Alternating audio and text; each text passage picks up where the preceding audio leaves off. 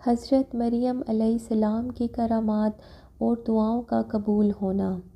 حضرت عیسیٰ علیہ السلام کے نانا کا نام حضرت عمران تھا۔ حضرت عمران کے ہاں اولاد نہیں تھی۔ ان کی زوجہ حضرت حنہ بھی صبر شکر کے ساتھ اللہ کی رضا میں راضی تھیں۔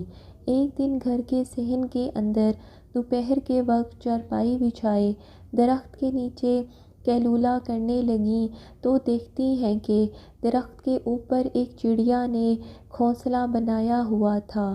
وہ کہیں سے اڑ کے جاتی، دانہ اٹھا کے لاتی اور بچہ چونچ کھولتا اور ماں اس کی چونچ میں دانہ ڈالتی۔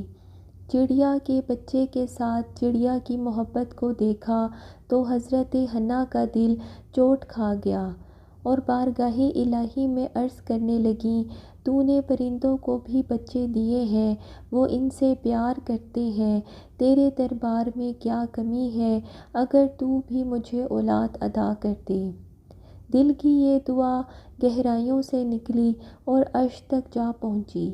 اللہ نے حضرت حنہ کو کرم نوازیوں سے مالا مال کر دیا۔ حضرت حنہ نے اللہ سے کہا، جو میرے بدن میں ہے میں اس کو تیرے گھر کے لیے وقف کرتی ہوں۔ جب ولادت کے لمحے قریب آئے تو حضرت حنہ نے بیٹی کو جنم دیا۔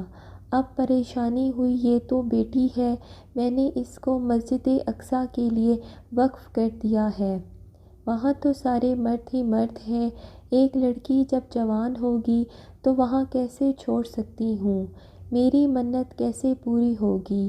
آواز آتی ہے کہ حنہ پریشان مت ہو، جیسے تو نے بیٹی جنی ہے ایسے تو بیٹے بھی نہیں۔ ان کا نام مریم سلام اللہ علیہا تھا۔ بیٹی جوان ہوئی تو منت یاد آئی کہ اب اس کو بیت المقدس کے لیے وقف کرنا ہے۔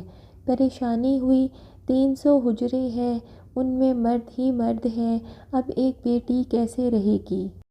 تو یہ سوچا گیا کہ کوئی بوڑھا بزرگ ہو، ان کی کفالت میں ان کو دے دیا جائے، ان کی ضروریات پوری کرے، تو بہت سارے لوگ اس سعادت کے لیے تیار ہو گئے۔ پھر قرعہ فال ڈالا گیا تو حضرت زکریا علیہ السلام کا نام نکلا جو حضرت مریم کے خالو بھی تھے۔ انہوں نے کہا یہ سعادت میرے ذمہ رہی، چونکہ ان کے ہاں بھی اولاد نہیں تھی۔ انہوں نے کہا ہم بیٹی بنا کر ان کا خیال رکھیں گے۔ حضرت زکریا علیہ السلام نے ایک حجرہ مختص کیا حضرت مریم کے لیے۔ جب کہیں جانا ہوتا تو حجرے کو باہر سے تالا لگا کر چلے جاتے۔ ایک دن حضرت زکریا علیہ السلام تالا لگا کر باہر گئے تو واپسی پر دیر ہو گئی اور افطار کے لمحے گزر گئے، تو سامان لے کر تیزی سے پہنچے اور آ کر دروازہ کھولا تو دیکھا بے موسمی پھل ان کے حجرے میں پڑے ہیں۔ حیرت تو یہ تھی کہ دروازہ بند تھا، باہر سے کوئی اندر نہیں جا سکتا تھا اور اندر سے کوئی باہر نہیں آ سکتا تھا۔ پہلی حیرت تو یہ تھی اور دوسری یہ کہ بے موسمی پھل ان کے حجرے میں پڑے تھے۔ انہوں نے کہا، اے مریم، یہ کہاں سے آئے ہیں؟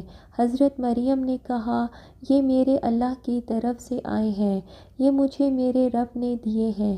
اب حضرت زکریا کے ہاں کوئی اولاد نہیں تھی، ان کی عمر 120 سال تھی، ان کی زوجہ کی عمر 100 سال تھی، اب تو امید بھی ختم ہو گئی تھی اولاد کی۔